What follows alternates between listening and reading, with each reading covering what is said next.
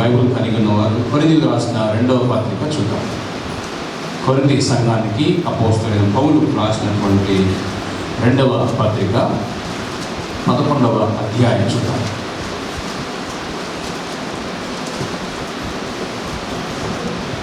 కొరింథీయులకు రాసిన 2వ పత్రిక 11వ అధ్యాయం 23వ వచనం నుంచి నేను చదువుతున్నాను. వారు క్రీస్తు పరిచారకుల వెరివాని వలె మాట్లాడుచున్నారు. నేను మరి ఎక్కువగా క్రీస్తు పరిచారకులను మరి విశేషముగా ప్రయాసపడితిని, మరి అనేక పర్యాయములు చెరసాలలో ఉంటిని, అపరిమితముగా దెబ్బలు తింటిని, అనేక మార్లు ప్రాణపాయములలో ఉంటిని, యూదుల చేత 5 మార్లు 1 తక్కువ 40 దెబ్బలు తింటిని, 3 మారు బెత్తములతో కొట్టబడితిని, ఒకసారి రాళ్లతో కొట్టబడితిని, 3 మారు ఓడ పగిలి శ్రమపడితిని, ఒక రాత్రి పగళ్ళు సముద్రములో గడిపితిని, అనేక పర్యాయములు ప్రయాణములలోను నదుల వలనైన ఆపదలలోను, దొంగల వలనైన ఆపదలలోను, నా స్వజనుల వలనైన ఆపదలలోను, అన్యజనుల వలనైన ఆపదలలోను, పట్టణములో ఆపదలలోను, అరణ్యములో ఆపదలలోను, సముద్రములో ఆపదలలోను, కపట సహోదరుల వలన ఆపదలలోను ఉంటిని. ప్రయాసతోనూ కష్టములతోనూ, తరచుగా జాగరణములు, ఆకలి దెబ్బలతోనూ, తరచుగా ఉపవాసములతోనూ, చలితోనూ, దిగంబరత్వముతోనూ ఉంటిని. ఇంకనూ చెప్పవలసినవి అనేకములున్నవి. ఇవియుగాక సంఘములన్నిటినీ గూర్చిన చింతయు కలదు. ఈ భారము దినదినమును నాకు కలుగుచున్నది. అపోస్తలుడైన పౌలు ఈ మాటలు కొరింథీ సంఘానికి రాస్తూ ఉన్నాడు. ఈ మాటలు మనం కొంచెం ధ్యానం చేద్దాం. దయచేసి తలల నుంచి ఒక నిమిషం ప్రార్థన చేసుకుందాం. పరిశుద్ధాత్మ దేవుడిని అడుగుదాం. దేవా, నాతో మాట్లాడండి. మమ్మల్ని ప్రేమించిన మా తండ్రి, మీకు వందనాలు, స్తోత్రాలు చెల్లిస్తున్నాను. మీ ఆశ్చర్యకరమైన కృపను బట్టి మా ప్రభు మమ్మల్ని జ్ఞాపకం చేసుకుని మీ సన్నిధికి నడిపించినందుకు వందనాలు. ఆయన నీవు ఆశ్చర్య కార్యాలు చేసే దేవుడవు తండ్రి. నీ కృప చేత మమ్మల్ని జ్ఞాపకం చేసుకునే దేవుడవు కనుక నీకు వందనాలు, స్తోత్రాలు చెల్లిస్తున్నాను. ఈ సమయం కొరకై వందనాలు. నీ ఒక్క వాక్యంలో నుంచి మా తండ్రి లోతైన సత్యాలు, ఆశ్చర్యకరమైన సంగతులు చూసినట్లు మా కళ్ళను తెరవమని, మాతో మాట్లాడమని తండ్రి. నీ మీద ఎటువంటి ఆశతో, ఎటువంటి ప్రభు ఉద్దేశంలో సన్నిధికి వచ్చారు అయ్యా, వారి హృదయాన్ని వాక్యం చేత నింపమని, మీరు మహిమ పొందమని మీకు వందనాలు, స్తోత్రాలు చెల్లిస్తున్నాం. యేసు నామమున ప్రార్థిస్తున్నాము తండ్రి, ఆమేన్. ఇక్కడ పౌలు ఒక అద్భుతమైనటువంటి స్టేట్మెంట్ ఇస్తూ ఉన్నాడు. అంటే ఆయన యేసుక్రీస్తు కొరకు పడినటువంటి శ్రమలు లెక్క కడుతూ ఉన్నాడు. ఎంతగా యేసుక్రీస్తు కొరకు శ్రమలు అనుభవించాడో దాన్ని ఇక్కడ మనం చూస్తూ ఉన్నాం, మనం చదువుకున్నాం. అంటే క్రీస్తు పరిచారకుడిగా లేదా అపోస్తలుడిగా, లేకపోతే దేవుని చేత ఎన్నిక చేయబడిన వాడుగా ఇక్కడ ఏర్పాటు చేయబడినటువంటి తన యొక్క జీవితంలో యేసుక్రీస్తు కొరకు తను అనుభవించినటువంటి అనుభవాల గురించి మనం చదివాం. నేను దీంట్లోకి వెళ్ళడానికి ముందు ఒక విషయాన్ని మనందరం ఆలోచించాలని కోరుతున్నాను. ఏంటి అని అంటే, మనము ఎప్పుడైనా సంతృప్తిగా ఉన్నామా? అమ్మయ్య, నాకు తృప్తిగా ఉంది ఈరోజు అనుకున్న సందర్భాలు. ఈ లోకంలో పుట్టినందుకు నేను సంతోషంగా ఉన్నాను, నేను తృప్తిగా ఉన్నాను అని చెప్పగలరా? నాకు ఈ ఉద్యోగం చేసినందుకు నాకు తృప్తిగా ఉంది అని చెప్పగలరా ఎవరైనా? లేకపోతే నాకు వివాహం అయింది ఆమెతోటి కాబట్టి నేను తృప్తిగా ఉన్నానని చెప్పగలరా ఎవరైనా? లేదా ఆయనతో నాకు వివాహం అయింది కాబట్టి నేను తృప్తిగా ఉన్నానని చెప్పగలరా ఎవరైనా? లేదు, నా కుటుంబం అంతా కలిసి ఉండటం వల్ల నాకు తృప్తిగా ఉంది, సంతృప్తిగా ఉంది అని చెప్పగలరా ఎవరైనా? లేదు, నాకు మంచిగా ఇల్లు కట్టుకోగలిగాను కాబట్టి నేను తృప్తిగా ఉన్నాను అని చెప్పగలరా ఎవరైనా? ప్రతి ఒక్కరి జీవితంలో ఏదో ఒక చిన్న అసంతృప్తి ఉంటుంది. ఏదో ఒక పక్కన, ఏదో ఒక విధంగా. అది కుటుంబంలో కావచ్చు, ఉద్యోగంలో కావచ్చు, లేకపోతే మనం చేస్తున్నటువంటి పనుల్లో కావచ్చు, లేదా మన యొక్క కుటుంబ జీవన వ్యవహారంలో కావచ్చు, భార్యాభర్తల మధ్య కావచ్చు, పిల్లల మధ్య కావచ్చు, పిల్లలకి తల్లిదండ్రులకి మధ్య కావచ్చు, చదువులో కావచ్చు, సంపాదనలో కావచ్చు, ఆస్తిలో కావచ్చు, ఏదో ఒక దగ్గర మనకు అసంతృప్తి ఉంటుంది. నాకు అసంతృప్తి లేదు, నేను సంతృప్తిగా ఉన్నాను అని చెప్పగలిగిన వ్యక్తి ఎవరైనా ఉంటే చేరుతుంది. లేదు, అలా ఎవరైనా చేరుతారు అంటే వాళ్ళు అబద్ధం చెప్తున్నారు అని అర్థం. అంతే. ఎందుకు అని అంటే సంతృప్తి ఎప్పుడు మనము ఆ సంతృప్తి కలిగి ఉండగలుగుతాం? దాంట్లోకి వెళ్ళడానికి ముందు అసంతృప్తి గురించి కొద్దిసేపు మాట్లాడాలి. ఎందుకు నేను అసంతృప్తి గురించి మాట్లాడాలని ఆశపడతానంటే, సంతృప్తి రావాలంటే అసంతృప్తిని అర్థం చేసుకోవాలి.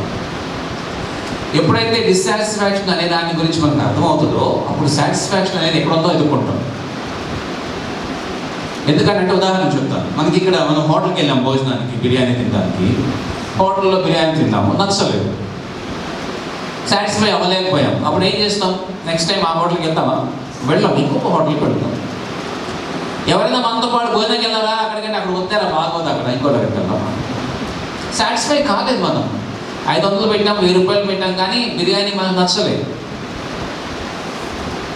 సో అంటే నచ్చలేదు కాబట్టి ఏం చేస్తామంటే వెతకడం ప్రయత్నం చేస్తాం. ఏదో రకంగా సంతృప్తి ఎక్కడ దొరుకుతుంది, అంటే సాటిస్ఫాక్షన్ ఎక్కడ దొరుకుతుంది, లేకపోతే మంచి బిర్యానీ ఎక్కడ దొరుకుతుందో వెతకడానికి ప్రయత్నం చేస్తాం. సో బైబిల్లో కూడా ఈ సందర్భాన్ని గురించి ఒక విషయాన్ని మీతో పంచుకోవాలని ఆశపడుతున్నాను. ఇది ఇట్లనే ఉంచుకోండి, కొరింథీ పత్రిక మనం చివరిలో పెడదాం. అయితే నిర్గమాకాండానికి వెళదాం ఒకసారి. నిర్గమాకాండం తీయండి దయచేసి. 15వ అధ్యాయం. నిర్గమాకాండం 15వ అధ్యాయం. దేవుడు ఇశ్రాయేలీయుల్ని ఐగుప్తులో నుంచి, బానిసత్వంలో నుంచి బయటకు తీసుకొచ్చాడు. వారు సముద్రాన్ని దాటారు. మోషే వాళ్ళని నడిపిస్తూ ఉన్నాడు. సో ఈ సందర్భంలో వారు బయలుదేరినప్పుడు తెచ్చుకున్న ఆహారం అంతా అయిపోయింది. వారు తెచ్చినటువంటి నీళ్ళు అయిపోతున్నాయి. వాళ్ళకి ఇప్పుడు నీళ్ళు కావాలి, ఆహారం కావాలి. వాళ్ళు అనుకున్నారు కొద్ది రోజుల్లోనే మనం వెళ్ళిపోతాం అనుకున్నారు. వాళ్ళ ప్రయాణం 40 సంవత్సరాలు ఉంటుంది అనే సంగతి వాళ్ళకు తెలియదు. ఈవెన్ మోషేకి కూడా తెలియదు వాళ్ళ ప్రయాణం 40 సంవత్సరాలు ఉంటుంది అనే విషయం.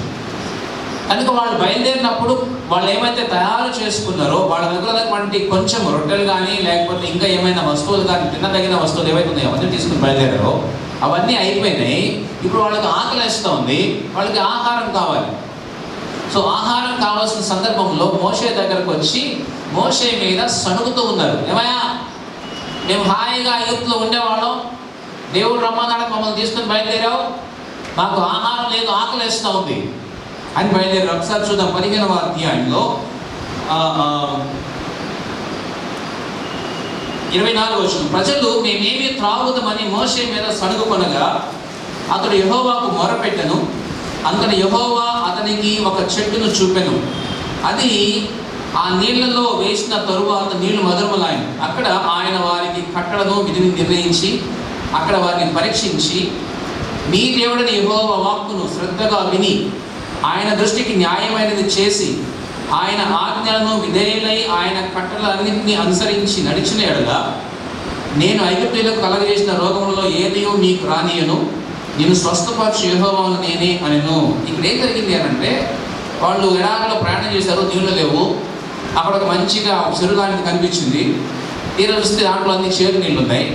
మోషే దగ్గరికి ఎదురయ్యా, మాకేం నీళ్ళు లేవు, ఏం చేయమంటావు అని గొడవ చేస్తే, సో దేవుని దగ్గరికి వెళ్ళాడు మోషే. దేవా ఏం చేయమంటావు అని అంటే దేవుడు అడిగో, చెట్టు ఉంది కదా, దాన్ని కొమ్మ నరికి దాంట్లో వేయి, నీళ్ళు మంచిగా అయిపోతాయి. అయిపోయింది, బాగానే ఉంది. అక్కడికైతే సమస్య తీరింది, కానీ సమస్య అసలు పూర్తిగా తీరలే. కాబట్టి వాళ్ళు మళ్ళా మొదలు పెట్టారు. ఆ తర్వాత వచనాలు చూద్దాం. 16వ అధ్యాయంలోకి పెడదాం. 2వ వచనం.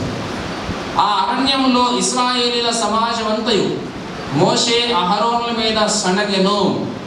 ఇశ్రాయేలీలు మేము మాంసము వండుకొను కుండల యొద్ద కూర్చుండి తృప్తిగా ఆహారము తిన్నప్పుడు యెహోవా చేతి వలన ఎలా చావకపోతిమి, ఈ సర్వ సమాజమును ఆకలి చేత చంపుటకు ఈ అరణ్యంలోనికి మమ్మల్ని అక్కడి నుండి తోడుకొని వచ్చితురని వారితో అనగా, యెహోవా మోషేను చూచి, ఇదిగో నేను ఆకాశం నుండి మీ కొరకు ఆహారమును కురిపించెదను, వారు నా ధర్మశాస్త్రం అనుసరించి నడుతురో లేదో అని నేను వారిని పరీక్షించినట్లు ఈ ప్రజలు వెళ్ళి ఏనాటి భత్యము ఆనాడే కూర్చుకొనవలెను.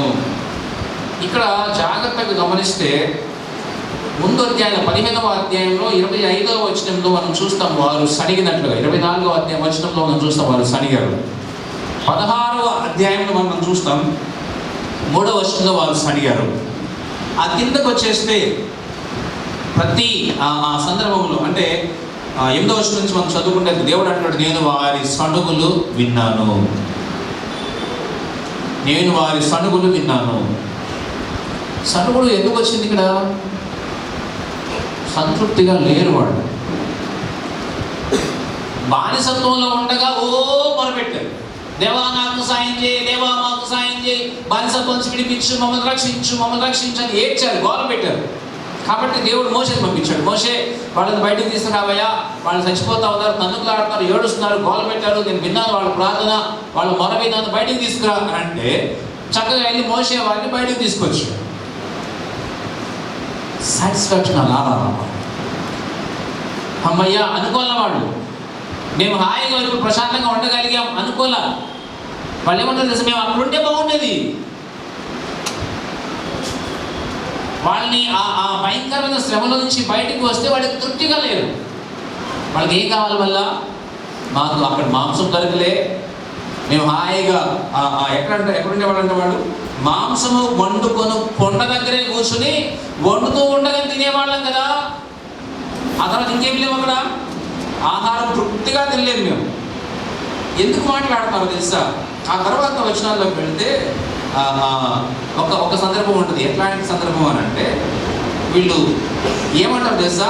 ఎట్లాంటి వారిగా మాట్లాడతారంటే, అయ్యా మేము ఆహారం తినే సందర్భంలో మాకు హాయిగా ఉండేది, మేము హాయిగా ప్రశాంతంగా కూర్చొని తినేవాళ్ళం, మమ్మల్ని బయటకు తీసుకొచ్చావు, ఇప్పుడు మాకు ఆహారం లేకుండా చేసావు, ఇప్పుడు మాకు ఆహారం లేకుండా చేసావు. ఎందుకు ఈ మాట మాట్లాడుతున్నాం అని అంటే ఇక్కడ కనుక జాగ్రత్తగా గమనిస్తే ఏం కనిపిస్తుంది అని అంటే ఈ వచనాలు ఏమంటారంటే దేవుడు వారికి చేసినటువంటి సహాయానికి లేదా దేవుడు వారికి చేసినటువంటి మేలుకి వారు తృప్తి చెందలేదు. ఈ అసంతృప్తి 40 సంవత్సరాలు కొనసాగింది. ఎక్కడ దాకా? వీళ్లకు దేవుడు ప్రామిస్ చేసిన కానాను అనే దేశానికి వెళ్ళేంత వరకు అసంతృప్తిగానే ఉన్నారు, సణుగుతూనే ఉన్నారు. కనుక దేవుడు మోషేతో మాట్లాడినప్పుడు, మోషే ఈ సణిగేది ఎవరైతే ఉన్నారో వాళ్ళందరినీ కూడా నేను కానాను దేశం తీసుకుపోనయ్యా, వాళ్ళందరూ చచ్చేదాకా అరణ్యంలో తిరగండి అన్నాడు. దేవుడు మనకిచ్చినటువంటి చిన్న దానిని బట్టి మనం తృప్తిగా లేకపోతే పెద్దది ఇచ్చినా కానీ తృప్తి ఉండదు. చిన్న ఉద్యోగంలో తృప్తి లేకపోతే పెద్ద ఉద్యోగంలో కూడా తృప్తి ఉండదు. చిన్న బండి కొనుక్కున్నప్పుడు తృప్తి లేకపోతే కారు కొనుక్కున్నా కానీ తృప్తి ఉండదు. ఎందుకో తెలుసా? ఒక బండి కొన్నాడు, రెండో బండి కొనాలని చూస్తాడు. కారు కొన్నవాడు ఇంకొంచెం పెద్ద కారు కొంటే బాగుంటుంది అనుకుంటాడు. ఒక ఇల్లు కట్టిన ఆయన ఇంకొక ఇల్లు కూడా కడితే బాగుంటుంది అని ఆలోచిస్తాడు. కట్టేసిన ఒక 5 సంవత్సరాలకు 10 సంవత్సరాలు ఇంకొక ఇల్లు ఉంటే బాగుంటుందండి. ఏమండి అప్పుడు సరిపోలేదు, ఇది చిన్న కొడుకు పెద్ద కొడుకు ఇచ్చేస్తానండి, ఇంకోటి కావాలి కదా, మేము ఉంటాం అక్కడ. లేకపోతే పెద్ద కొడుకు ఇది ఇచ్చేస్తాం, చిన్న కొడుకు ఇంకోటి కావాలి కదా. తృప్తి లేదు, తృప్తి ఉండదు. నెల జీతం 1,00,000 రూపాయలు సరిపోలే, ఏం చేస్తాడు? ఇంకో ఉద్యోగం ట్రై చేస్తాడు, ఇంకొంచెం పెద్ద ఉద్యోగం. ఏం సార్ సరిపోవట్లేదు, 1,00,000 రూపాయలు ఏంటి సార్, ఇంకొంచెం పెద్ద ఉద్యోగం అయితే 1,00,000 వస్తుంది. దేవుడు ఇచ్చే దాంట్లో మనం కనుక తృప్తి చెందకపోయినట్లయితే దేవుడు ఏది ఇచ్చినా కానీ తృప్తి ఉండదు, దేవుడు ఎంత ఇచ్చినా కానీ తృప్తి ఉండదు. ఇశ్రాయేలుకి ఆయన వారిని విడిపించాడు, వారికి తృప్తి లేదు. వారు మరలా అక్కడే జ్ఞాపకం చేసుకుంటా ఉన్నారు, అబ్బా అక్కడే ఉంటే బాగుండేది, మాకు మాంసం దొరికేది, అక్కడ ఉంటే బాగుండేది, మాకు చికెన్ దొరికేది, అక్కడ ఉంటే బాగుండేది, అక్కడ ఉంటే బాగుండేది, అక్కడ ఉంటే బాగుండేది. అక్కడ ఉన్నప్పుడు ఏడ్చి గోల పెట్టారు, దేవా మాకు సహాయం చేయి, మమ్మల్ని విడిపించాలి. దేవుడు విడిపిస్తేనేమో అక్కడ ఉంటే బాగుంటుంది అన్నారు మళ్ళీ. సో ఆయన ఏం చేస్తాడు చూద్దాం. ఆయన అందుకనే ఒక మాట చెప్పాడు, ఏమంటారు? అబ్బాయి మిమ్మల్ని విడిపించాను, అయితే ఇప్పుడు జాగ్రత్త. ఏంటది? మీరు కనుక నేను చెప్పిన పని చేస్తే నీకు దీవెన ఉంటుంది, లేకపోతే నీకు శ్రమ పాలవుతుంది. అది మనం చూస్తాం 15వ అధ్యాయం చివరి వచనంకి వచ్చేసరికి 26వ వచనంలో అంటాడు కదా, మీ దేవుని యెహోవాకు శ్రద్ధగా విను, ఆయన దృష్టికి అంటే ఆయన ఏదైతే మెచ్చుకుంటాడో అది చేయటాన్ని, న్యాయమైనది చేసి ఆయన ఆజ్ఞలకు విధేయులై ఆయన కట్టడలన్నింటినీ అనుసరించి నడచిన ఎడల ఆయన నడిస్తే నీకు తృప్తి ఉన్నది. మిమ్మల్ని కాపాడుతా, మిమ్మల్ని పోషిస్తా, మీకు సహాయం చేస్తా, మిమ్మల్ని జాగ్రత్తగా నేను నడిపించి తీసుకుపోయి ప్రామిస్ చేసినటువంటి ఆ ప్రాంతానికి తీసుకుపోతాను. వీళ్ళకి అస్సలు వినే లక్షణమే లేదు. ఇశ్రాయేలీయులకు ఒక టైటిల్ కూడా ఉంది, మెడవంగని జనాంగం అని అంటారు. ఏంటి అని అంటే వీళ్ళు విధేయత చూపించే అలవాటు లేదు వీళ్ళకి. ఒకవేళ అప్పటికి విధేయత చూపించినా కొద్దిసేపటి తర్వాత మరలా తిరుగుబాటు చేస్తారు, మరలా ఎదురు తిరుగుతారు. అది వీళ్ళ స్వభావం.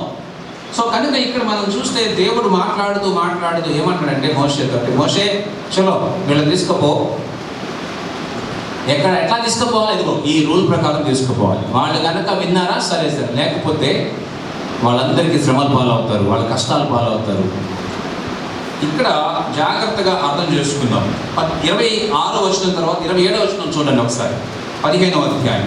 తరువాత వారు ఏలీమునకు వచ్చిరి, అక్కడ 12 నీటి బుగ్గలను 70 ఈత చెట్టును ఉండేది. వారు అక్కడనే ఆ నీళ్ళ యొక్క దిగిరి. అయిపోయింది, వాళ్ళకి నీళ్ళు దొరికినాయి, మంచి ఆహారం కూడా దొరికి ఉండొచ్చు. ఆ కిందకు వచ్చిన తర్వాత మళ్ళీ మొదలెట్టారు. 16వ అధ్యాయం 3వ వచనంలో సరిగ్గా మొదలెట్టారు, మాకు చికెన్ దొరకలే, మాకు మటన్ దొరకలే. ఎందుకు మాట చెప్తున్నాను అంటే ఒక విషయాన్ని అర్థం చేసుకుందాం. సంఖ్యాకాండంలో ఇంకొక అద్భుతమైన పదాలు వాడతారు వీళ్ళు. సంఖ్యాకాండం 11వ అధ్యాయానికి వెళదాం.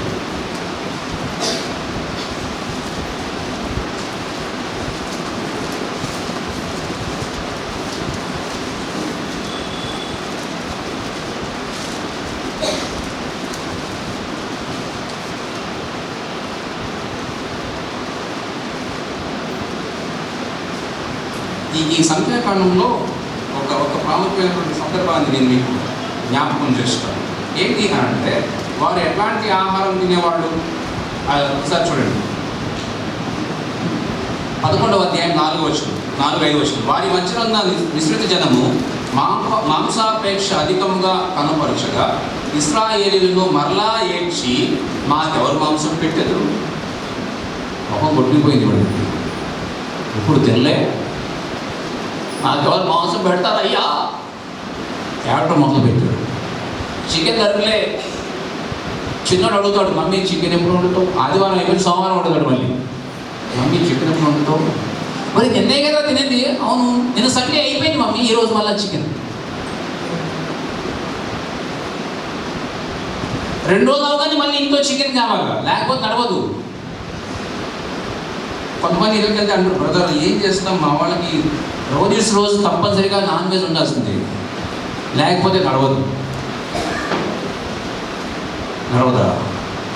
లేకపోతే అవదా. వీళ్ళదే గోల. ఇక్కడ ఎట్లాంటి గోల చూడండి. మాంసం ఎక్కువ ఆశ కలిగి ఏమిటంటే ఏడుస్తున్నారంట.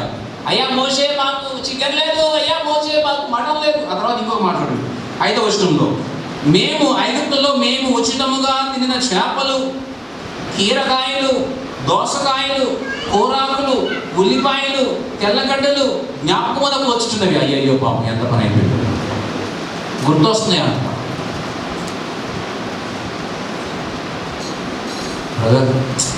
ఆ హోటల్కి వెళ్ళుంటేనా, ఇక్కడ తింటున్నావు కదా, ఇది తింటేనే మాట్లాడతాడు. ఆ హోటల్కి వెళ్ళుంటేనా, బిర్యానీ తెచ్చుకుంటాడు, హోటల్కి వెళ్ళి ఇంట్లో కూర్చొని తింటా ఉంటాడు ఫ్రెండ్స్ తోటి. అరే అక్కడ కాదురా, అక్కడికి వెళ్ళుంటే వాడు ఇంకా ఎక్కువ ఇచ్చేవాడు. తెచ్చుకొని సరిపోలే, మరి ఇంకెక్కువ కావాలి. సాటిస్ఫాక్షన్ అనేది ఉండదు మనిషి జీవితంలో. ఎందుకు ఈ మాట చెప్తున్నాను అని అంటే వీళ్ళు లెక్కల మీద రాసుకున్నారు, మాకు అది లేదు, కీరాకులు లేవు, కీరకాయలు లేవు, దోసకాయలు లేవు, దోసకాయలు లేవు, ఆకుకూరలు లేవు, మాకు చికెన్ లేదు, మాకు అది లేదు, మాకు ఇది లేదు, సరుగుతం మొదలు పెట్టారు. ఎందుకని? సాటిస్ఫాక్షన్ లేదు కాబట్టి. సాటిస్ఫాక్షన్ లేదు. కొన్నిసార్లు మనం కూడా సరుగుతాం కదా, అమ్మ మీద చదువుతాం, ఏంటి మమ్మీ దీంట్లో ఎక్కువ కారం వేసినావు, ఎక్కువ ఉప్పు వేసినావు లేకపోతే. అమ్మ చేసినావు అంటే అంతకుముందు చేస్తే బాగా తిన్నావు, ఇప్పుడు ఏమైంది? ఎందుకంటే బయటకి వెళ్ళి తినొచ్చావు కదా, ఇది నచ్చట్లేదు, కడుపు నిండిపోయింది, బయట తినకపోతే మమ్మీ తిట్టుంది. కాబట్టి కూర్చుని ఏం చేస్తాం? వంక పెడతా ఉంటాం.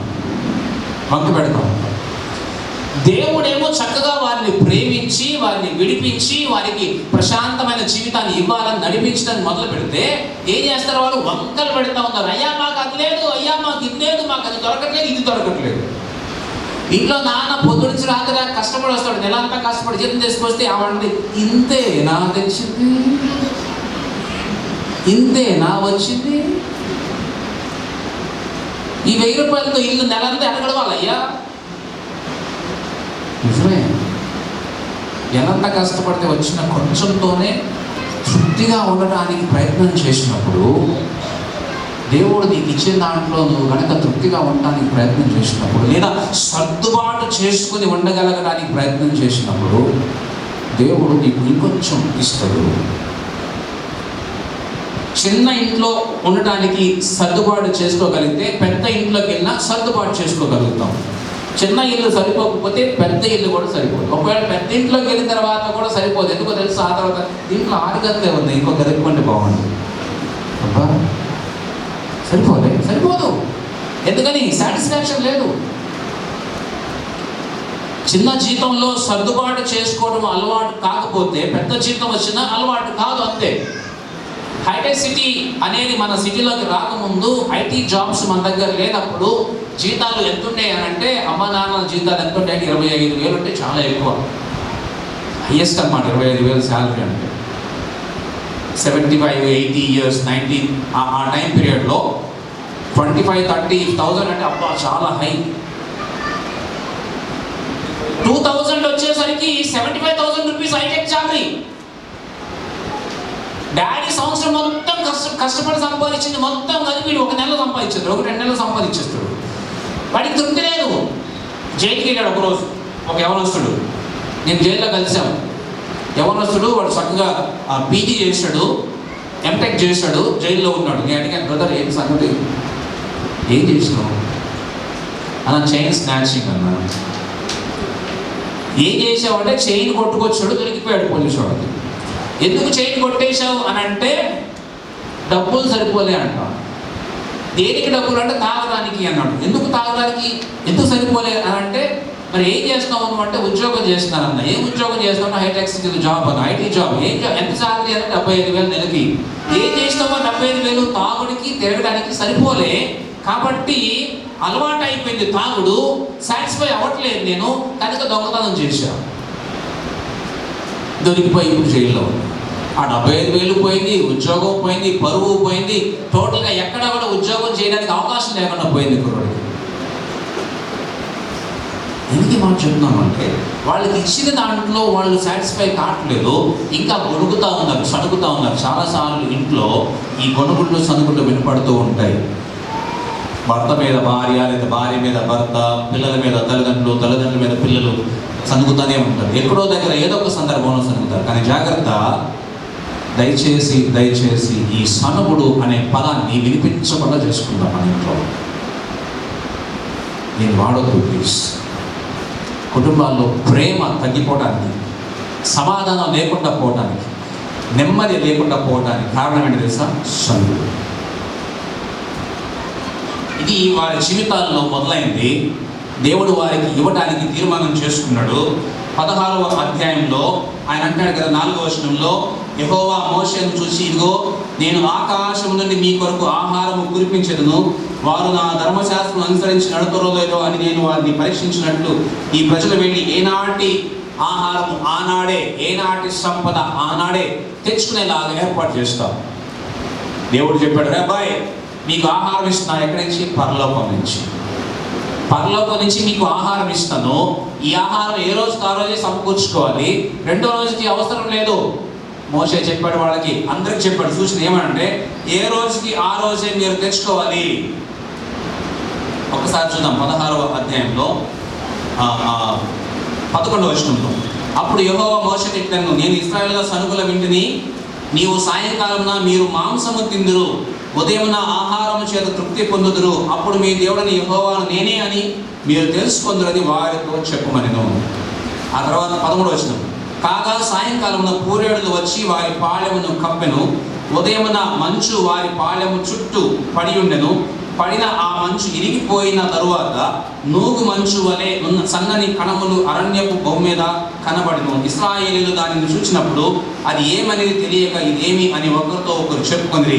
మోషే, ఇది తినుటకు యెహోవా మీకు ఇచ్చిన ఆహారము.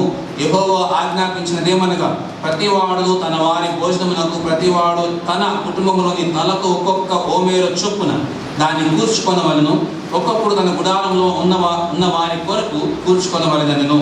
ఇశ్రాయేలు అట్లు చేయగా కొందరు హెచ్చుగాను కొందరు తక్కువగాను కూర్చుకొని వారు ఓమేరుతో కొలిచినప్పుడు హెచ్చుగా కూర్చుకొనిన వానికి ఎక్కువ మిగలలేదు, తక్కువగా కూర్చుకొనిన వానికి తక్కువ కాలేదు.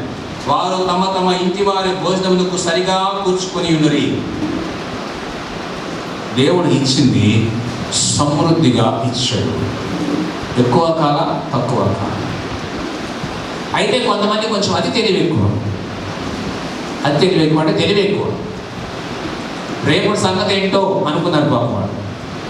రేపు ఇస్తాడో ఇవ్వడో అనుకున్నారు వాడు. దాంట్లో ఎక్కువ తీసి దాచిపెట్టుకున్నారు. పొద్దుకల్లా కంపు కొట్టింది, పురుగులు పట్టింది.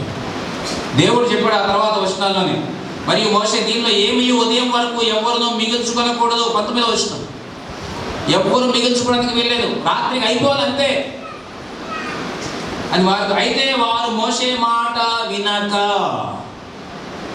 వినకపోతేనే సనుగులు వస్తాయి. వింటే సమస్య ఉండదు. వినకపోతేనే తలకాయ నొప్పి తెచ్చిపెట్టుకుంటాం. వింటే బాధలు ఉండవు. వినకపోతేనే ఇబ్బందులు వస్తాయి. వినకపోతేనే మిస్అండర్స్టాండింగ్స్ వస్తాయి. వినకపోతేనే ఒకరికి మధ్య ఒకరికి అసమాధానం ఏర్పడుతుంది.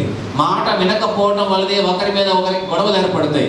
మాట వినకపోవడం వల్లనే ఒకరి మీద ఒకరికి చెడు అభిప్రాయాలు ఏర్పడతాయి. మాట వినకపోవడం వల్లనే ఒకరి మీద ఉన్నటువంటి గౌరవం తొలగిపోతుంది. కొన్నిసార్లు మనకు తెలియకుండానే మన ఇంట్లో వాళ్ళ గురించి మనమే చెడుగా ప్రచారం చేస్తాం. ఎట్లా తెలుసా? మా వాడు మాట ఏంటండి, మా అమ్మాయి అమ్మో అస్సలు మాట ఎందుకు. ఏం చేసాం మనం? మనకు తెలియకుండా మన వాళ్ళ గురించే, మన కుటుంబ సభ్యుల గురించే, మనం ప్రేమించే వాళ్ళ గురించే చెడుగా చెప్తున్నాం. మరి మాట వినేలాగా చెయ్యి నువ్వే. మా అమ్మాయికి పొద్దున్నే చెప్తానండి, మా అబ్బాయికి పొద్దున్నే చెప్తానని మాట వినేలాగా చెప్పు. వాళ్ళకి నేర్పించాలి. చిన్నప్పటి నుంచి నేర్పిస్తే బాగానే ఉంటుంది. చిన్నప్పటి నుంచి నేర్పించకుండా పెద్ద తర్వాత ఆలోచన ఒక్కసారిగా చెప్తే ఎక్కడ వింటారు? వాళ్ళు వినరు. కాబట్టి చిన్నప్పటి నుంచి నేర్పించాలి. అందుకే బైబిల్లో రాస్తుంది, చిన్నప్పటి నుంచి బాలుడు నడవలసిన త్రోవ, వాడు ఎలా నడవాలో, ఏం చేయాలో, ఏం చేయకూడదో చిన్నప్పటి నుంచి వాడికి నేర్పిస్తే ఈ సమస్య ఉండదు.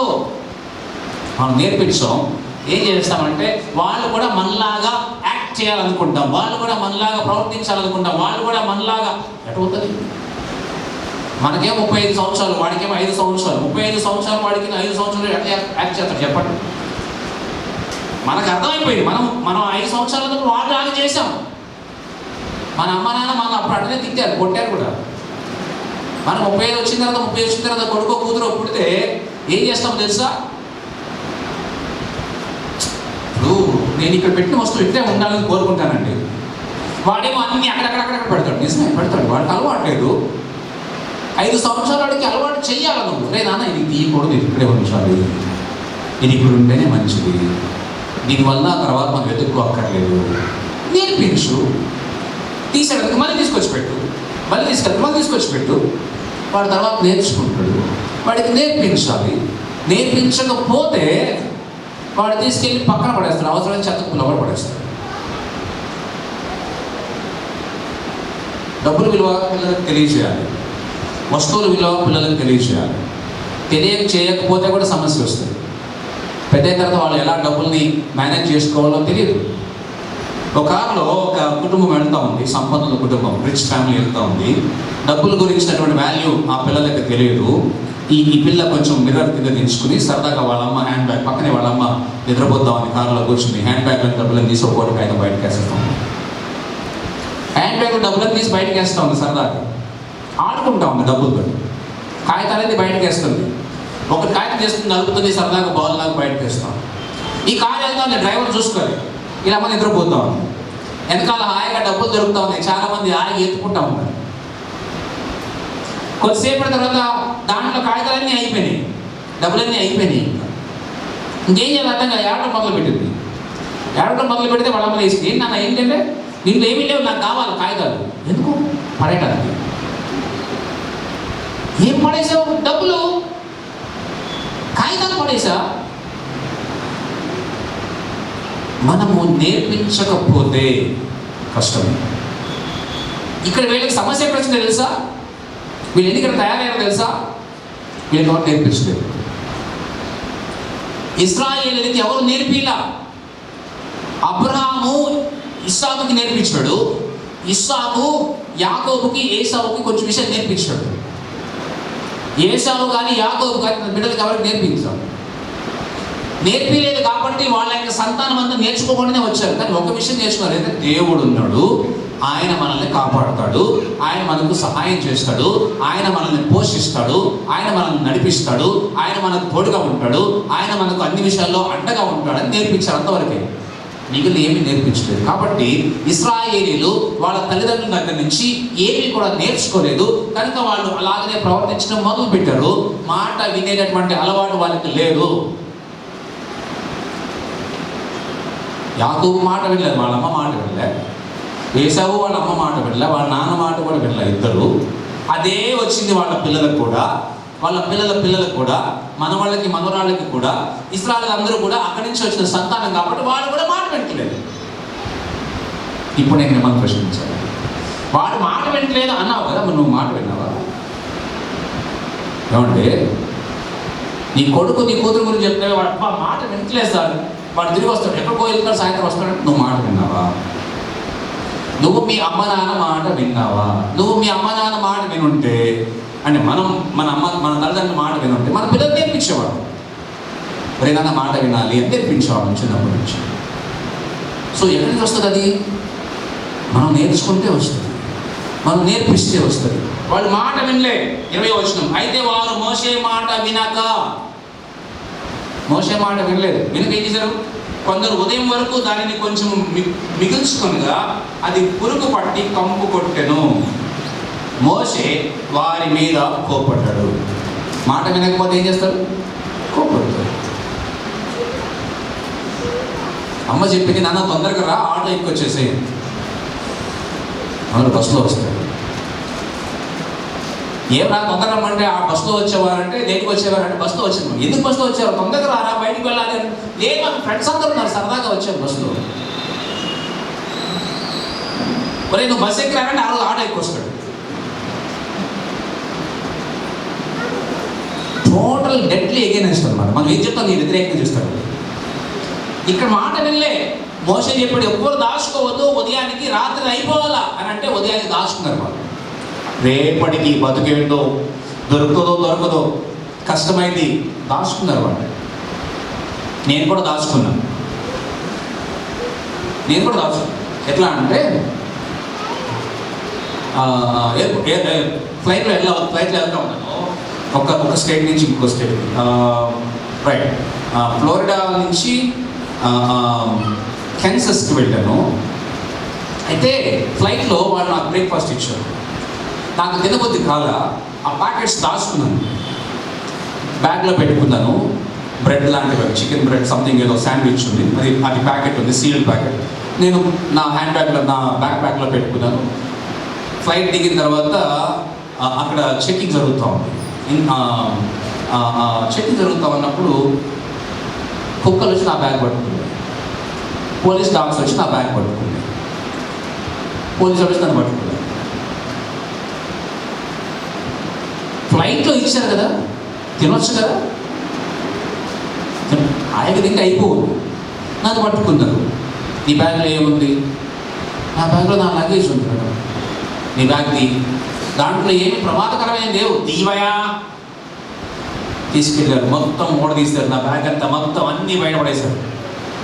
దాంట్లో ఏమీ దొరకలే వాళ్ళకి. దొరికిన ఏంటంటే ప్యాకెట్, చికెన్ శాండ్విచ్ ప్యాకెట్ దొరికింది. కుక్క పట్టుకుని దాన్నే, దేన్ని పట్టుకోలేదు, ఒక దాన్ని పట్టుకుంది. ఎందుకు మాట్లాడినానంటే నేను తినొచ్చిన తర్వాత తినడానికి నేను దాచుకున్నది కదా ఒకటే కారణం దాచుకున్నాను. ఇంటికి ఎక్కడికి వెళ్ళిపోతే అక్కడ నాకు ఎవరు పెడతారు, ఉండరో పొద్దున్న బ్రేక్ఫాస్ట్ దొరకదో అని దాచుకున్నాను. ఆ దాచుకున్నటువంటి బ్రేక్ఫాస్ట్ కుక్క పడుతుంది. వాళ్ళందరూ మరి ఇది నీకు వెళ్ళడానికి వీల్లేదు అబ్బాయి, నువ్వు తీసుకువెళ్ళడానికి వీల్లేదు, ఏం చేయాలా? అక్కడే కుక్కకి ఇచ్చి వచ్చాను. నేను ఎందుకు మాట్లాడుతున్నానంటే నన్ను పోషించడానికి ఆయన అన్ని రకాల ఏర్పాట్లు చేసి ఉంచాడు. నాకు వెళ్ళడానికి ట్రావెల్ టికెట్ ఇచ్చాడు. అక్కడ ఉండడానికి ఒక ఇల్లు కూడా చూసి పెట్టాడు. ఉండడానికి నన్ను చూసుకోవడానికి ఒక కుటుంబం కూడా రెడీగా ఉంది. కానీ నేనేం చేశా? శాండ్విచ్ దగ్గర కుక్కర్కి పడ్డా. ఎందుకు మాట చెప్తానంటే తెల్లవారితే మరలా ఇస్తాడు ఆయన, తెల్లవారితే మరలా ఇస్తాడు. కానీ ఆశ అన్నమాట, రేపటికి ఏమైందో పరిస్థితి. తృప్తి లేదు మనకి, రేపటికి ఏమైందో మాట వినం మనం, రేపటి బతికేంటో. కాబట్టి దాచుకోవాలి. చాలాసార్లు చాలామంది అటనే చేస్తారు. ఏం చేస్తారంటే ఎంతో కొంత సంపాదించాలి, కొంచెం ఎక్కువ సంపాదించాలి అని చెప్పి రకరకాల వాటిలో ఆ డబ్బు దాచి పెడతారు. ఒక ఆయనకి ఒక ఫోన్ కాల్ వచ్చింది. ఈ ఫోన్ కాల్లో ఏమొచ్చింది అని అంటే, మీరు కనుక 5,000 రూపాయలు మా దగ్గర దాచి పెడితే మీకు నెల తర్వాత 15,000 ఇస్తాం. 5,000కి నెల తర్వాత 15,000, చాలా సంతోషపడ్డాడు. ఓకే పంపిస్తానండి, అయితే మా బ్యాంక్ డీటెయిల్స్ ఇగో, దీంట్లో మీరు డిపాజిట్ చేయాలా, రైట్? చేసేసాడు 5,000. ఎప్పుడైతే చేశాడో ఈయన అకౌంట్ డీటెయిల్స్ వాళ్ళకి అందినాయి. 5,000కి బదులు 15,000 వస్తాయి అనుకున్నాడు. బాగానే ఉంది. నెల అయిపోయింది, 15,000 రాలేదు.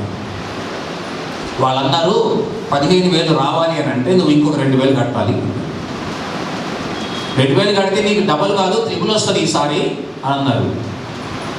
మాటలు చెప్తా ఉన్నారు, నమ్ముతా ఉన్నాడు. మాటలు చెప్తా ఉన్నారు, నమ్ముతా ఉన్నారు. నెమ్మదిగా 1,00,000 రూపాయలు వెళ్ళింది.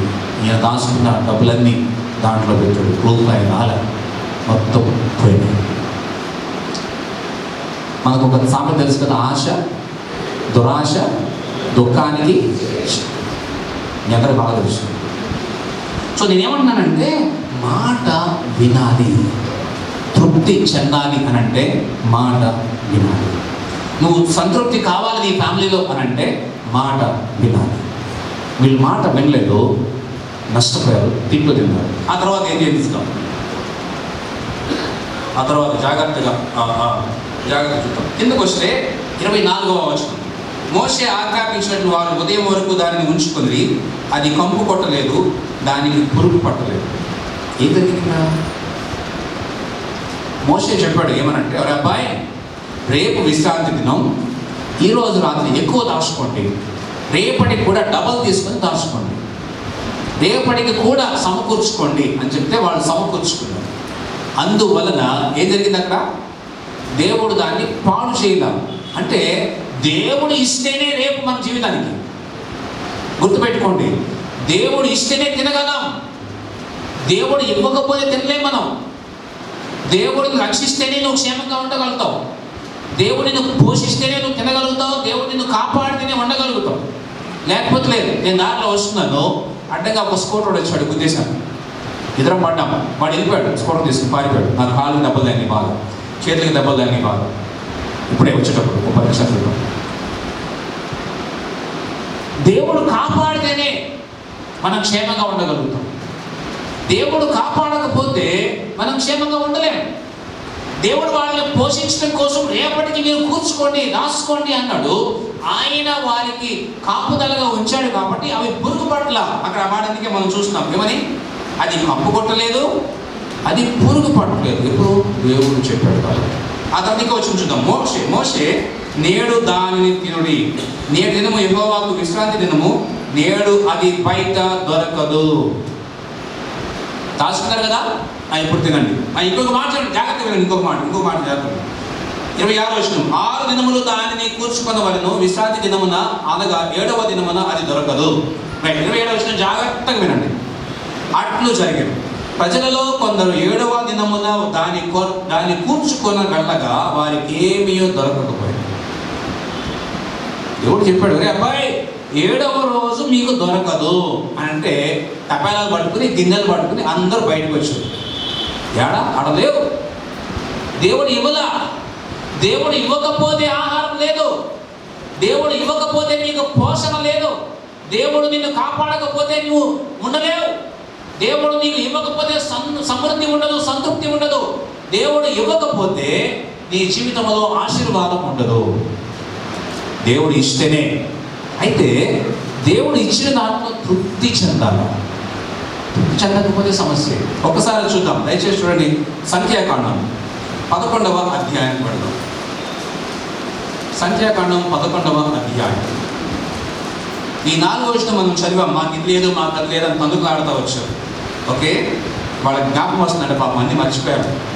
దిగులు వేస్తున్నారు వాడు కింద మీద. చాలా దిగులు వేసుకుంటే మోషే దగ్గరకు వచ్చి ఏడ్చాడు. మోషే దగ్గరకు వచ్చి ఏడిస్తే దేవుడు వాళ్ళని ఎంతగా పోషించాడు అని అంటే, దేవుడు ఎంతగా వారిని కాపాడాడు అని అంటే, ఇశ్రాయేలీయులు వారి 40 సంవత్సరాల ప్రయాణంలో, జాగ్రత్తగా 40 సంవత్సరాల ప్రయాణంలో దేవుడు 40 సంవత్సరాలు ఆకాశం నుంచి మన్నాను కురిపించి వారిని పోషించాడు. ఒకరోజు కాదు, 2 రోజులు కాదు, 40 సంవత్సరాలు పోషించాడు. తృప్తి లేదు అయినా, సంతోషం లేదు అయినా, దేవుడు ఇస్తే కూడా సంతోషం లేదు వాళ్ళ జీవితాల్లో. ఇప్పుడు మనం చూద్దాం 11వ అధ్యాయం 31వ వచనం. అయితే అతనితో కూడా పోయిన ఆ మనుషులు, ఆ జనులు మనకంటే బలవంతులు, మనము వారి మీదకి పోజాలమని అనిరి. మరియు వారు తాము సంచరించి చూసిన దేశమును గురించి ఇశ్రాయేలుతో చెడ్డ సమాచారం చెప్పి, మేము సంచరించి చూసిన దేశము తమ నివాసులను భక్షించు దేశము, దానిలో మాకు కనబడిన జనులందరూ ఉన్నత దేవులు. ఇక్కడ జాగ్రత్తగా గమనిస్తే ఏం కనిపిస్తుంది అని అంటే మోషే యెహోషువకు అప్పచెప్పాడు. ఏమనంటే, అయ్యా ఇగో మీరు ఏం చేయాలంటే ఈ కానాన్ దేశం వెళ్ళండి. 12 మందిని పంపించాడు. కానాన్ దేశంలోకి వెళ్ళి దాన్ని జాగ్రత్తగా గమనించి చూసి రహస్యంగా వచ్చేయండి. వచ్చిన తర్వాత నాకు సమాచారం చెప్పండి. వచ్చేటప్పుడు అక్కడి నుంచి కొంత ఆహార పదార్థాలు తీసుకురండి. అక్కడ ఏం దొరుకుతుందో తీసుకురండి అని అంటే, 12 మందిలో 10 మంది వచ్చి ఏం రిపోర్ట్ ఇచ్చారంటే చెడ్డ సమాచారం ఇచ్చారంట. ఏం చెడ్డ సమాచారం? అయ్యా వాళ్ళు ఒక్కొక్కడు 30 అడుగులు 60 అడుగులు ఉన్నారయ్యా, వాళ్ళ ముందు మేము మిడతల్లాగా ఉన్నాం, మన వల్ల కాదు, మనం జయించలేము. మోషే వాళ్ళని అడుగుతున్నప్పుడు అక్కడ యెహోషువ ఉన్నాడు, కాలేబు ఉన్నాడు. వాళ్ళిద్దరూ ఒక స్టేట్మెంట్ ఇచ్చారు, దేవుడు మనకు సహాయంగా ఉంటాడు, మనం జయించగలుగుతాం. ఈ బ్యాడ్ స్టేట్మెంట్ ఇవ్వడానికి మిగిలినటువంటి 10 మంది చెడు లేదా తప్పుడు సమాచారం ఇవ్వడానికి గల కారణం ఏంటి అని అంటే, దేవుడిని వారు నమ్మకపోవడం. 40 సంవత్సరాల్లో, జాగ్రత్తగా వినండి, 40 సంవత్సరాల్లో వారిని దేవుడు పోషించాడు, వారిని దేవుడు కాపాడాడు, వారిని దేవుడు యుద్ధాల్లో జయించడానికి శక్తి ఇచ్చాడు, సముద్రాలు నదులు దాటడానికి సహాయం చేశాడు. అవన్నీ మర్చిపోయారు. దేవుడు చేసిన మేళ్ళన్నీ మర్చిపోయారు.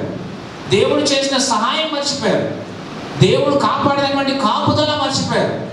దేవుడు వారిని పోషిస్తూ సంపద ఇచ్చినటువంటి అన్నింటినీ మర్చిపోయి వాళ్ళు ఏం చేస్తారు తెలుసా?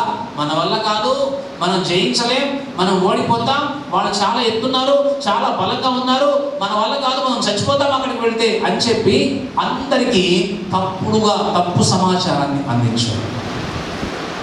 అందువలన మిగిలిన వారు విశ్వాసాన్ని కోల్పోయారు. నేను ఇంటికి మాట చెప్తున్నాను అని అంటే, దేవుడు నీకు చూపించిన దాంట్లో, దేవుడు నిన్ను పంపించిన దగ్గర, దేవుడు నిన్ను ఉండమన్న దగ్గర, దేవుడు నీకు అప్పగించిన దాంట్లో, దేవుడు నిన్ను చేయమన్న దాంట్లో నువ్వు సంతృప్తి కలిగి ఉండాలి అని అంటే మొట్టమొదటి దేవుడిని నువ్వు నమ్మాలి. నువ్వు దేవుడిని నమ్మితే దేవుడు నీకు సహాయం చేస్తాడు. దేవుడిని నువ్వు నమ్మకపోతే దేవుడు నీకు సహాయం చేయడు. No doubt. చేసినా కానీ నీకు నమ్మకం లేదు కాబట్టి ఏం చేస్తావు అంటే తర్వాత మరలా దాన్ని చేసుకుంటావు, దాని ఆశీర్వాదం నువ్వు పొందుతావు, మరలా మర్చిపోతావు. నేను ఎందుకు మాట చెప్తున్నాను అంటే, మనం కనుక వీటిని చూడాలి అని అంటే దేవుణ్ణి నమ్మాలి. ఏం నమ్మాలి? దేవుణ్ణి. ఆయన ఎంత గొప్పవాడో నమ్మాలి, ఆయన ఎంత సర్వశక్తిమంతుడో నమ్మాలి, ఆయన నీ జీవితంలో ఏం చేశాడో జ్ఞాపకం చేసుకో, దానిని బట్టి ఆయన నమ్మకం ఉంచు. ఆయన నిన్ను ఎంతగా బలపరుస్తూ తీసుకువచ్చాడో, కష్టంలో నుంచి బయటికి ఎలాగో తీసుకొచ్చాడో జ్ఞాపకం చేసుకుని దానిని నమ్మాలా. నువ్వు వేదనలో ఉన్నప్పుడు, బాధలో ఉన్నప్పుడు, కృంగిపోయినప్పుడు, దిగజారిపోయినప్పుడు, లేకపోతే ఎవరు నీకు తోడుగా లేకుండా ఒంటరి అయిపోయిన సందర్భాలలో దేవుడు నీకు తోడుగా ఉండి బయటికి ఎలా తీసుకొచ్చాడో అది జ్ఞాపకం చేసుకుని నువ్వు ఆయన నమ్మినప్పుడు తర్వాత వచ్చేటటువంటి కష్టాన్ని జయించగలిగే శక్తి దేవుడు నీకు ఇస్తాడు.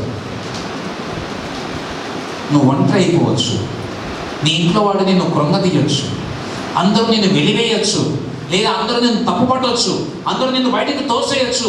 నువ్వు ఒంటరి అయిపోయావు, నీ మాట ఎవరు లెక్క చేయట్లా, నీ ఇంట్లో నీ పిల్లలు నీ మాట లెక్క చేయట్లా, నీ భార్య నీ మాట లెక్క చేయట్లా, లేదా నీ భర్త నీ మాట లెక్క చేయట్లా, నీ పిల్లలు నీ మాట వింటలా కావచ్చు. కానీ కుటుంబాన్ని ఇచ్చిన దేవుడిని నువ్వు నమ్మితే నీ కుటుంబంలోనే దేవుడిని ఉన్నతంగా నిలబెడతాడు. నమ్మటం అనేది చాలా చాలా ప్రాముఖ్యం. దేవుడిని నమ్మాలి. ఎందుకని? ఆయన కుటుంబాన్ని సృష్టించాడు కాబట్టి. దేవుడిని నమ్మితే ఆ కుటుంబానికి కావాల్సిన సమస్య దగ్గరికి, ఆయన దగ్గరికి వెళ్ళాలి. నీ కుటుంబంలో సమస్య ఉందా? కుటుంబాన్ని సృష్టించినటువంటి సృష్టికర్త దగ్గరికి వెళ్ళు. దేవా, నా కుటుంబంలో ఈ సమస్య వచ్చింది, సహాయం చేయి. అయ్యా, నా కుటుంబంలో తృప్తి లేదయ్యా, దేవుని దగ్గరికి వెళ్ళు. ఆయన నమ్మాలి. ఆయన నమ్మితే తప్పకుండా దేవుడు నీకు సహాయం చేస్తాడు. రెండవది, ఎప్పుడైతే నువ్వు నమ్మడానికి ప్రయత్నం చేస్తున్నావో రెండవ సంగతి ఏంటి అంటే ఆయనను ప్రేమించాలి. 14వ అధ్యాయంలో ఒక మాట మనం చూస్తాం. ఇక్కడ 11వ వచనం, సంఖ్యాకాండం 14వ అధ్యాయం 11వ వచనం చదువుతారు ఎవరైనా? చదువుతారు? అమ్మ, యెహోవా మాట్లాడతాడు, దేవుడు మాట్లాడతాడు మోషేతో. మోషే, ఎన్నాళ్ళ వరకు ఈ ప్రజలు నన్ను అలక్ష్యం చేదురు? ఎన్నాళ్ళ వరకు నేను వారి మధ్య చేసిన సూచక్రియలన్నింటినీ చూచి. ఏం చేశాడు ఆయన? అనేక సూచక క్రియలు చేశాడు, అనేక అద్భుతాలు చేశాడు. ఐగుప్తులో ఉన్నప్పుడు 10 రకాల తెగుళ్ళు వాళ్ళ మీదకి వస్తే వీళ్ళు కనీసం ఒక్కటి కూడా తగలలేదు. వీళ్ళు హాయిగా ప్రశాంతంగా పడుకుని నిద్రపోయి లేచి తిన్నారు, తిరిగారు. దేవుడు వీళ్ళని పోషించాడు, దేవుడు వీళ్ళని కాపాడాడు, దేవుడు వీళ్ళకి సహాయంగా ఉన్నాడు, అది మర్చిపోయారు. ఎడారిలో వాళ్ళని పోషిస్తా ఉన్నాడు, అది మర్చిపోయారు. ఎడారిలో వాళ్ళకి సహాయం చేశాడు, అది మర్చిపోయారు. యుద్ధాలు వచ్చిన యుద్ధాల్లో జయించడానికి శక్తి ఇచ్చాడు, అది మర్చిపోయారు. ఒక్కడి కూడా జ్వరం రాలే, ఒక్కడి కూడా తలనొప్పి రాలే, ఒక్కడి కూడా బీపీ లేదు, ఒక్కడి కూడా షుగర్ లేదు. దేవుడు వాళ్ళని కాపాడుతూ వచ్చాడు, అది మర్చిపోయారు. చెప్పులు అరిగిపోలేదు, అది మర్చిపోయారు. దేవుడిని టోటల్గా మర్చిపోయారు. మనం కూడా మర్చిపోతాం. ఎప్పుడు తెలుసా? కష్టం వచ్చినప్పుడు, శ్రమ వచ్చినప్పుడు, ఇబ్బంది వచ్చినప్పుడు మర్చిపోతాం. ఎందుకు మర్చిపోతాం తెలుసా? నమ్మటం అనేది మన అలవాట్లో లేదు కాబట్టి. నమ్మటం అనేది మన అలవాట్లో ఉన్నట్లయితే తప్పకుండా మనం గుర్తుపెట్టుకుంటాం దేవుడు చేసిన మేలులు. దేవుడు చేసిన మేలులు రాయటం మొదలు పెడితే మనందరి జీవితాల్లో దేవుడు తప్పకుండా ప్రతిరోజు ఏదో ఒక మేలు అద్భుతం చేస్తూనే ఉన్నాడు. ఆయన దానిని జ్ఞాపకం చేసుకోవడం చాలా చాలా ప్రాముఖ్యం.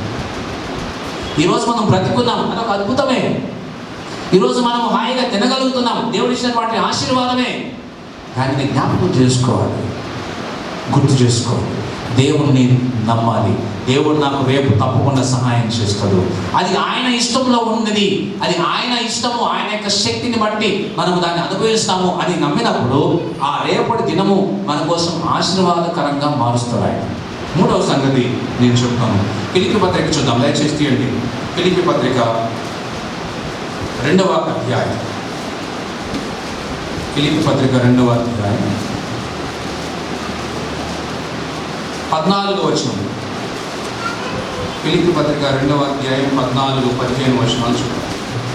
ఏమన్నారు? మీరు మూర్ఖమైన వక్ర జనమ మధ్య నిరపరాధులను, నిష్కలంకులను, అనింద్యులనైన దేవుని కుమారులను, సణుగులను, సంశయములను మాని సమస్త కార్యములను చేయుడి. ఏం మానేయాలా? సణుగును మానేయాలా? డౌట్ కూడా మానేయాలి. సంశయాలు అంటే ప్రశ్నించడం మానేయాలి. దేవుని ప్రశ్నించడం మానేయాలి, లేదా దేవుని అనుమానించడం మానేయాలి. పొద్దున లేచి అమ్మ చెప్పుతుంది, అరే నాన్న నువ్వు లేచి అమ్మాయి ఇల్లంతా ఊడు అమ్మాయి కొంచెం రెడీ చేయాలి. అస్సలు నువ్వు ఆ పని చేయలేదు. ఫోన్ చేసేమా అనుకోండి, సనగడం మొదలు పెడతావు. పొద్దున్నే మమ్మీ నాకు ఈ పని చెప్పింది, ఇల్లు ఊడుస్తూనే ఉంటావు.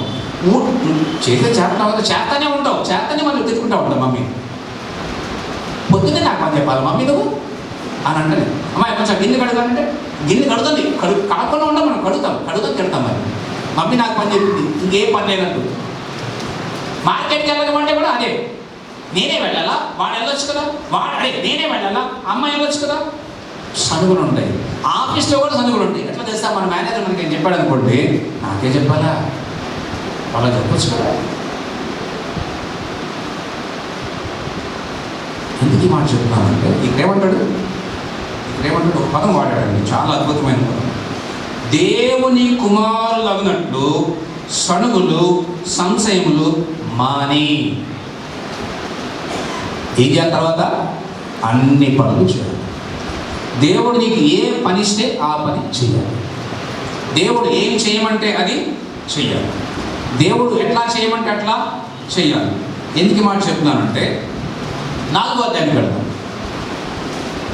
4వ అధ్యాయం, ఫిలిప్పీ పత్రిక 4వ అధ్యాయం 11వ వచనం చదవండి ఎవరైనా.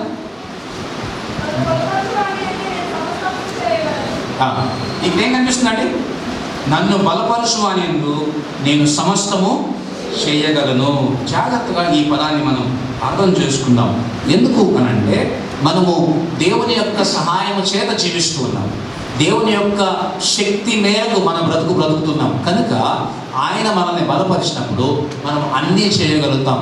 అన్ని పనులు చేసేటప్పుడు పాపము తప్ప ఏ పనైనా, దేవుడు అప్పగించిన పని ఏది చేసినా మనం ఇష్టపడి చేయాలి. అలా చేయాలి అని అంటే నువ్వు ఆ పనిని ఇష్టపడాలి. ఇష్టపడడం అని అంటే ఆ పనిని ప్రేమించాలి. ప్రేమించినప్పుడు అది కష్టంగా అనిపించదు. గుర్తుపెట్టుకోండి ఈ పదం. నువ్వు ప్రేమించినప్పుడు, నీ పనిని నువ్వు ప్రేమించినప్పుడు అది కష్టంగా అనిపించదు. నీ భార్యను నువ్వు ప్రేమించినప్పుడు ఆమె ఉప్పు తక్కువ వేసినా తిట్టవు, ఉప్పు ఎక్కువ వేసినా తిట్టవు.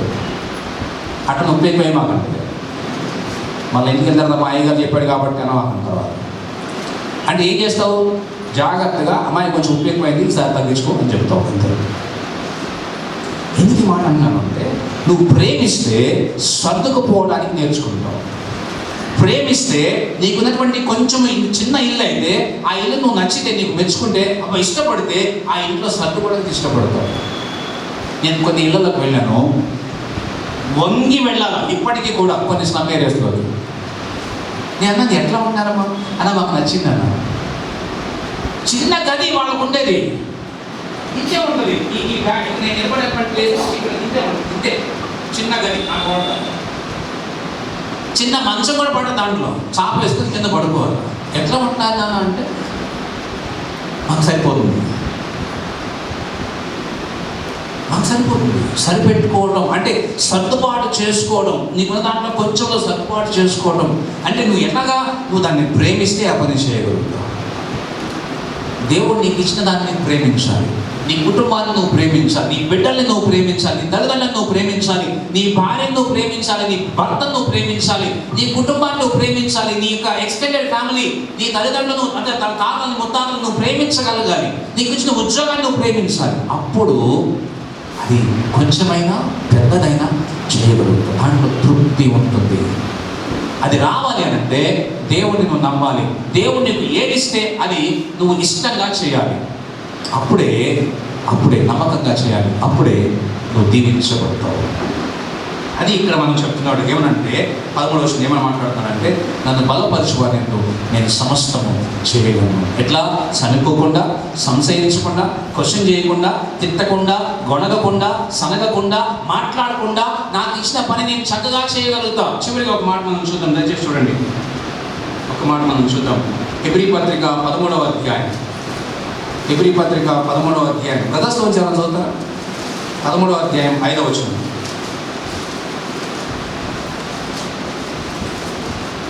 13వ అధ్యాయం 5వ వచనం. హెబ్రీ పత్రిక 13వ అధ్యాయం 5వ వచనం.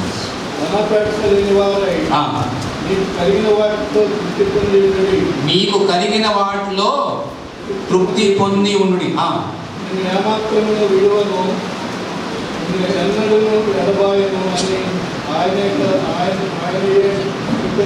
రైట్. ఇక్కడ ఏం కనిపిస్తుంది?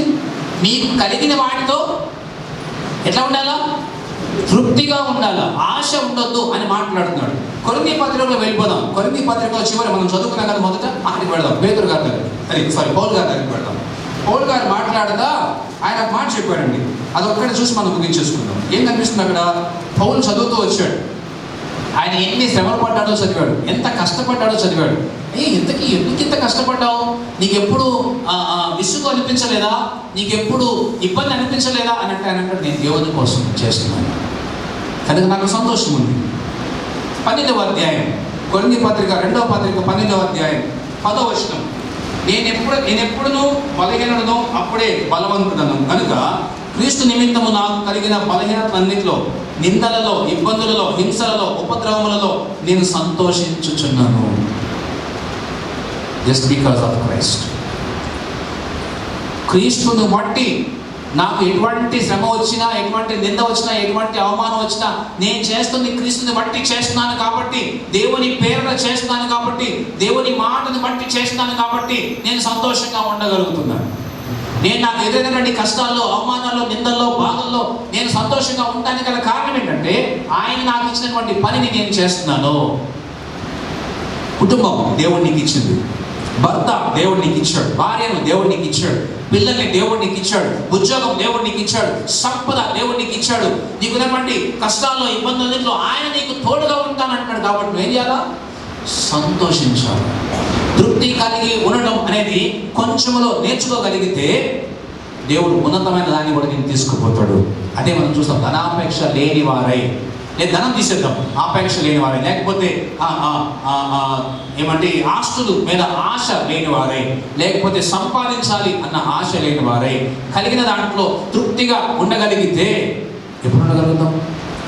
యేసును కలిగి ఉన్నప్పుడు, యేసయ్యను కలిగి ఉన్నప్పుడు నువ్వు తృప్తిగా ఉండగలుగుతావు. 4వ అధ్యాయం 19వ వచనం అంటాడు కదా, సర్వసంపద, జ్ఞానములో సర్వసంపద క్రీస్తులో ఉన్నాయి అంటాడు. ఆయన నువ్వు కలిగి ఉంటే సమస్తము నువ్వు కలిగి ఉన్నట్లే. ఆయన నువ్వు కలిగి లేకపోతే నీ దగ్గర ఏమీ లేదు.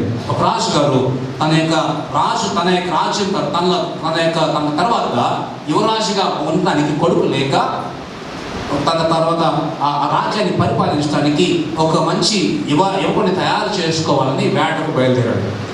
రాజ్యంలో ప్రయాణం చేయడం మొదలుపెట్టాడు. అంటే ఎవరు కట్టడానికి? యువరాజుని వెతుక్కోవడానికి, మంచి తెలియగల వాడిని కావాలని చూసుకోవడానికి వెతుక్కోవడానికి మొదలుపెట్టిన తర్వాత ఆ రోజు ఒక విలేజ్లో ఒక దండర వేపించారు. రాజుగారు ఇక్కడికి వస్తున్నారు, ఒక పెద్ద స్థలము తీసుకున్నారు. ఆ స్థలంలో బంగారము, వజ్రాలు, వెండి, రత్నాలు రాసులుగా పోసేశారు. అన్ని ఎవరైనా వచ్చి ఎంతైనా తీసుకెళ్ళవచ్చు అని చెప్పి చాటింపు వేపించాడు రాజు. తెలివిగల వాడిని పట్టుకోవాలి ఆయన, ఎందుకంటే తన తర్వాత రాజ్యాన్ని పరిపాలించడానికి కావాలి. సో ఇప్పుడు రాజుగారు మూలం నిలబడి చూస్తూ ఉన్నాడు. ఆ ఊర్లో వాళ్ళు, పక్క ఊర్లో వాళ్ళు, అన్ని ఊర్లో వాళ్ళు మొత్తానికి విన్నారు సంగతి. సంచులు వేసుకొచ్చారు, మొత్తానికి గోల్ సంచులు లాంటివి వేసుకొచ్చారు. ఆ మొత్తం బంగారం అంతా వేసుకుని పోతా ఉన్నారు సంచుల్లో. రాజుగారు ఒక మూలం నిలబడి చూస్తూ ఉన్నాడు, ఎవరైనా తెలివిగల వాడు దొరుకుతాడా అని. ఒక కుర్రోడు వచ్చాడు, 11 సంవత్సరాల పిల్లోడు వచ్చాడు. ఓ గోల్పడ లాంటి సంచి వేసుకుని వచ్చాడు. వచ్చి వాళ్ళందరినీ చూస్తున్నారు. అందరూ గోల్పడలో వేసేసుకుంటా ఉన్నారు, బంగారం వేసుకుంటారు, రత్నాలు వేసుకుని వెళ్ళిపోతా ఉన్నారు. నెమ్మదిగా అంతా హాల్ అంతా, ఆ ప్రాంతం అంతా గమనించాడు. ఓ మూల రాజుగారు కనిపించాడు. గబగబా ఆ రాజుగారి దగ్గరికి వెళ్ళాడు. వెళ్ళి రాజుగారి ముందు సంచి పెట్టి, రాజా నువ్వు దీంట్లో కూర్చో అన్నాడు. రాజుగారు ఎందుకురా, అందరూ అవి తీసుకెళ్ళమన్నారు కదా. లేదు నువ్వు కూర్చో అన్నాడు. రాజుగారు మీరు కనుక కూర్చుంటే, నేను కూర్చుంటే ఏం చేస్తావురా?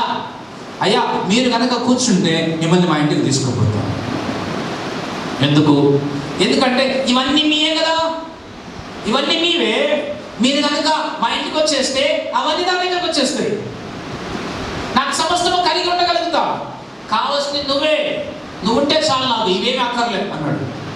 రాజుగారు వాడి యొక్క ఆలోచనకి మెచ్చుకున్నాడు, వాడిని దత్తత తీసుకున్నాడు. దాని తర్వాత రాజుగారు చేయడానికి, వాడికి తరఫేది ఇవ్వడానికి రాజ్యానికి వెళ్ళిపోయాడు. ఎందుకు మాట చెప్తున్నానంటే, యేసుక్రీస్తుని కలిగి ఉంటే సమస్తము దొరుకుతాయి. యేసుక్రీస్తుని కలిగి ఉంటే తృప్తి ఉంటుంది. యేసుక్రీస్తుని కలిగి ఉంటే అసంతృప్తి అనే మాట ఉండదు. యేసుక్రీస్తుని కలిగి ఉంటే నువ్వు కొంచెం ఉన్నా ఆయన దీవిస్తాడు.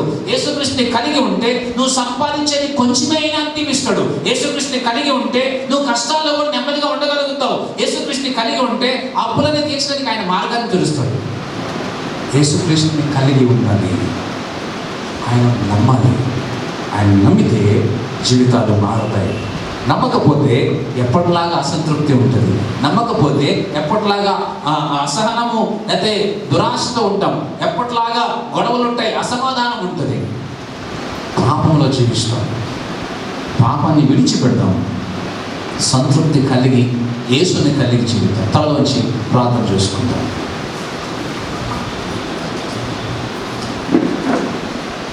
ఒక్క నిమిషం తలలో ఉంచి దేవుడు అడుగుదాం. దేవా, నాకు సంతృప్తి లేదయ్యా, నాకు సహాయం చేయి. నేను తృప్తి కలిగి ఉండాలని కోరుకుంటున్నాను. నా ఉద్యోగంలో నాకు సాటిస్ఫాక్షన్ కావాలి ప్రభువా, నాకు సహాయం చేయి. నా ఇంట్లో నాకు తృప్తి కావాలి నాయనా. నా కుటుంబ జీవితంలో నాకు తృప్తి కావాలి. లేదా ఒకవేళ యవనస్తులు ఉంటే కాలేజీ వాళ్ళు చదువుతున్నట్లయితే, దేవా నా చదువుల్లో నాకు సాటిస్ఫాక్షన్ కావాలి. నేను ఎంచుకున్న కోర్సులో నాకు సాటిస్ఫాక్షన్ కావాలి, నాకు సహాయం చేయి. అయ్యా, నాకు వచ్చే సంపద సరిపోవట్లేదు ప్రభువా, తృప్తి లేదు, నాకు సహాయం చేయి.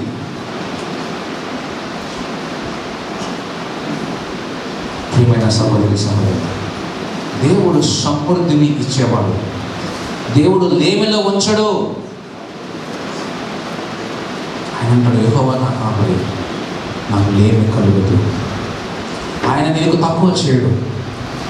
ఎక్కువ తీసుకొచ్చి దాచుకున్నారంట, వాళ్ళకి తక్కువ కాలేదంట.